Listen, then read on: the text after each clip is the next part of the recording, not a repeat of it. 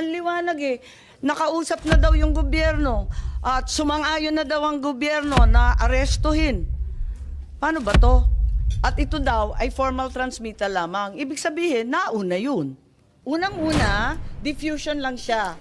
No such thing as red notice was ever received. Ma'am, Sabi mo, dahil sa kailangan i-expedite. Ikalawa, tinatanggi ninyo na merong prior consultation dito at saka acquiescence or agreement. hindi ko po masagot yung prior consultation. Ang masasagot Wala, ko po. nandito lang. Oh, Factually lang. So to our knowledge, Secretary, Ano ho yan eh, form letter nga ho yan ng ICC. Yeah. In expectation po nila, walang ibang option kundi extradition. Pero hindi ho ganun ng bating batas eh. Our local law, Republic Act 1951, allows us an executive option. hindi diffusion notice. Diffusion. Hindi po siya Diffusion ito. notice. Wanted person po ang nandoon. Okay, pakita natin. Medyo maliit ang letra, pero basahin natin. Pwede bang palakihin para mabasa na maigi pa? Okay. So, maliwanag, tama po na dumating ng 3:04 ba to? Correct po. Tama. Ng umaga, Tama Arian. Ang liwanag. Tapos, ang request dito, after prior consultation with the government of the Philippines. So, hindi totoo na March 11, 3 a.m. lang ninyo nalaman. Kasi nakasabi dito sa page 1, after prior consultation with the government of the Philippines who have agreed to comply with this request. Ibig sabihin, ang pamahalaan ay nakausap na, una, ikalawa, sumang-ayon na. So, ibig sabihin, ito formal transmittal lang. Walang sinasabi dito na biglaan ito. Kaya nga, March 10 pa lang, 7,000 ng pulis na ang minobilize eh. Bakit sinasabing ganito? Yung sinasabi po nyo na... Hindi, binabasa ko lang Opo, to eh. opo. Ang matatanong po natin dyan ay yung nagpadala po nung... yung nag-apply po, ICC. Sila po naglagay niyan eh. Hindi po tayo. Ibig ko nagsisinungaling ang Interpol? Hindi po Interpol ang nagsisinungaling. Yung gumawa Pero po... ang Interpol ang sinasabi ninyo eh. Sabi nila dito eh, itong diffusion ng Interpol, pagkatapos ng konsultahan sa pamahalaan. Tapos sinasabi pa rito na hugas kamay ang Interpol at hindi pa sila gumagawa ng compliance review. Hindi pa nila naimbestigahan, hindi pa nila napapatunayan itong diffusion. At kung may duda, sabihan na lang sila kasi hindi pa daw nila naaasikaso to. Yan yung sinusunod nilang format, ma'am. Hindi ho lahat na sinasabi dyan ay gano'n na lang po ang katotohanan kasi nag-iingat lang po sila na makatabig sila na mali. Kaya marami ho silang paniguradong mga salita sa kanilang form letter. Form letter po yan eh. Sasabihin nila na Nagaya ho niya, nung sinabi na meron silang konsultasyon, pagkatapos pero makipag-ugnay sa gobyerno ng Republika ng Pilipinas, ang palaisipan ko po, sino ang kausap dito? Dahil hindi naman po kami ang kausap. sinasabi ninyo, palusot lang to, hindi to totoo. Hindi po, yun yung Paano form tayo letter. maniniwala sa Interpol Yun nito? po yung kanilang form letter. Kaya, kung ako, hindi ko ho alam talaga kung sinong kausap. Pero may sinasabi po dyan na meron silang kausap. Pero ako, wala akong kaalaman. Baka alam ng kapulisan, sino ho ang kausap, baka alam ni Secretary Anyo. Ang liwa-liwanag dito, hindi naman ako nagchichismis o naghahaka-haka. Ang liwanag eh.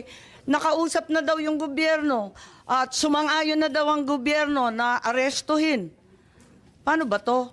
At ito daw ay formal transmittal lamang. Ibig sabihin, nauna yun. Andyan eh, ang liwanag oh. Anybody wish to comment? Secretary Anyo, please. General Marbil. Bakit may prior consultation and assent? Bakit sumang-ayon ng mas maaga? Well, Madam Chair, I'm not aware of any coordination of that, and I only learned of this diffusion and warrant for arrest in the morning of March 11. So, yun lang po. So lahat kayo, March 11, 3 a.m. O 3:04. Ito yata dito. Tama naman yun. Pero, Executive Director Alcantara, Opo. form letter ba to? Medyo specific to eh. Prior consultations with the government of the Philippines. Hindi siya form letter eh.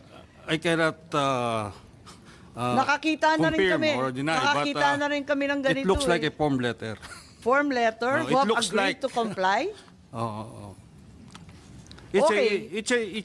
it's a genuine letter from the Interpol that came from the Interpol Oo, tama. system. Verified naman to. Opo, opo. Kaso nga lang, unang-una, diffusion lang siya.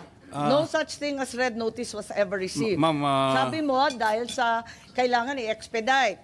Ikalawa, tinatanggi ninyo na merong prior consultation dito at saka acquiescence or agreement. Hindi ko po masagot yung prior consultation. Ang masasagot Wala, ko po... nandito lang. Oh, Ba't nila isusulat yan kung di totoo? Okay, basahin pa rin natin. Andito tayo, no? Ayan, si Senator Cayetano, maraming nakikita yata eh. Tapos sa page 2, no, gusto ko lang matignan to, no? Kasi ang liwanag po nito eh. Ang sabi dito, basahin po natin yung page 2, ano? Ayan. The ICC has been mandated to investigate crimes against humanity. Pakitignan na lang po ang sumunod. Sige, itaas pa po yan. Indirect co-perpetrator. So, ibig sabihin, hindi siya principal, indirect pa. parang ganun po yung understanding. Sino yung direct? Saan na yung direct? Ba't hindi inuna? Pangkaraniwan ba to na hinuhuli muna yung indirect kaysa sa direct? Form letter rin ba to? Iba ho kasi yung legal language na ginagamit ng iba't ibang bansa sa kanila hong pagbibigay ng communication. Tama po. Siyempre, iba-iba yan. At saka translated to in many languages. Opo, opo. Pero yung indirect, sa palagay ko, kahit Frances man yan or High German Swiss, ganyan pa rin indirect. Hindi siya principal. Hindi kasi ho, ano nga eh, yung legal system po depende ho sa kanilang pagkasulat ng kanilang mga batas. Kasi kagaya ho sa atin, conspiracy po ang tawag natin dyan, di sa ating bansa. Co-conspirator po ang tawag sa isang taong nag-participate sa Kaya isang nga, krimen. Eto, co-perpetrator. Yun nga ho yun. Pero Marahil yun po yung definition niya ay lumalapit po sa ating definition na conspiracy sa ating bansa. So yun po yun. Marahil lagay natin sa konteksto na yun po ang kanilang lingwahe sa kanilang batas, sistema ng batas. Iba ho ang lingwahe natin dito. Nako, kahit i-Frances yan, yung indirect, hindi direct, di po ba? Oh, ganun din naman sa conspiracy eh. Kaya nga. Oo. Kaya nga nagtataka lahat, bakit siya unang hinuli? Bakit siya dinampot bigla? Hindi naman pala siya yung bida. Hindi naman siya yung kontrabida. Pero sinabi ho na co-perpetrator. Tama, pero indirect. Kasabwat. Sinabi ho diyang kasabwat. Okay. Oho. Ngayon, tignan natin. Action to be taken. Locate and arrest with a view to extradition. Assurances are given extradition will be sought upon arrest of the person in conformity with national laws or the applicable bilateral and multilateral treaties. Ibig sabihin, hindi yung kidnapping or yung Hindi extraordinary po kidnapping. Wala hong rendition. nangyaring kidnapping, ma'am. Pero may extradition, bakit Hindi, meron ho dalawang option yan eh. Ang haba ng Ang proseso. international humanitarian law gives us two options. Walang nakasulat There are two dito. options under international humanitarian law. I'm just The first talking option is about the extradition. diffusion, No, I have to explain the law, ma'am. The international humanitarian law gives us two options: extradition or surrender. And we chose the surrender path, ma'am, not extradition. So despite the myriad and ironclad commitments to Interpol, hindi tayo sumunod dito sa hinihingi. Hindi ho sila familiar sa system Ang natin eh. hinihingi nila, extradition, hindi surrender. Di po Hindi. ba? Ang liwanag eh. Hindi, yan po Pasok ay natin kanilang ang sinasabi tira. kasi yan pa ang customary law sa maraming bansa na extradition. Kanina sinabi mo, Hindi, kaya nga eh, customary yun law, yung procedural at administrative, hindi din Hindi, pero yun nga ho eh. Hindi nila alam yung ating batas eh. Hindi ho nila correct, alam na correct. meron tayong Republic Act 9851 na nagsasabi pwede extradition o pwede surrender. Teka, Ang pinili po namin executive action po, surrender po. Tapusin muna natin yung sentence kasi meron pang karugtong. Extradition will be sought upon arrest of the person in conformity with national laws. Susunod tayo sa 9851. Yes, yun o, sinunod dyan, 9851. O, sige. And hindi extradition ang aming ginamit, kundi surrender. Eka, meron tayong iko-konsulta, Attorney Alexis Medina. sumulat ng iba't ibang libro tungkol sa international law at sabi niya, hindi tumbok sa extradition o surrender. Hindi sila pareho.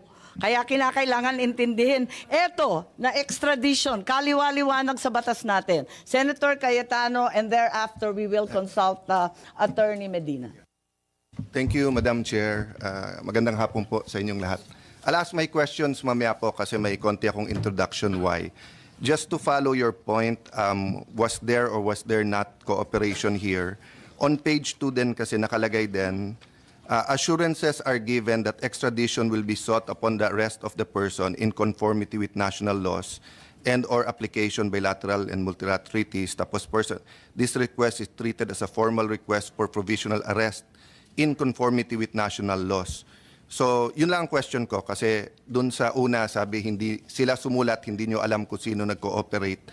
Of course, I'll take your answers at face value and presumption of regularity unless it's inconsistent. So, dito lang sa action taken, so dito sa page 2, sinong nagbigay ng assurances? Tapos, nung na-receive natin to na this is to be taken as a formal request, did we take this as a formal request? I'll stop there just so that before we move to the treaty and tama ba yung surrender? I just want, factually lang. So did, to our knowledge, Secretary, Ano ho yan eh, form letter nga ho yan ng ICC. Yeah. In expectation po nila, walang ibang option kundi extradition. Pero hindi ho ganun ng bating batas eh. Our local law, Republic Act 1951, allows us an executive option.